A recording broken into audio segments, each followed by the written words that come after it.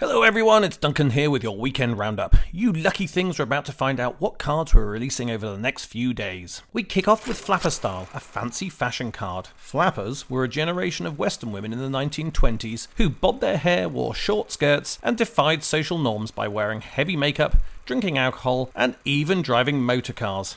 Crikey. And as you can imagine, the conservative generation of the time loved them and embraced their feminist strides. Hang on, I'm reading this wrong. They were unfairly vilified and ostracised because it was the 1920s, and of course they were. But we of course at Q embrace them, and their card has tons of extra power if you play it before round 3. Later on, come ride with me through the veins of history as we visit Cydonia, an area of Mars whose initial satellite photographs revealed what looked like a face-shaped rock on the surface, but what later turned out to be, well, just a rock that wasn't shaped that much like a face actually. But very striking though, as is its card. It gains plus 15 power and gets 1 energy cheaper every turn it remains in your hand.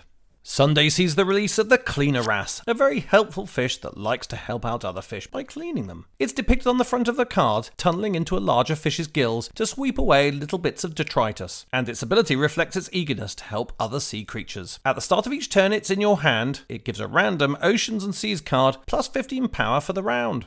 Finally, I'd love to go into detail about Sue Black's In the Bones collection, but Dan has done a video about that, so go and check that one out. To cut a long story short, 10 cards, all in sequence, each one gives a bonus to the next card in the sequence, if you've played the one before.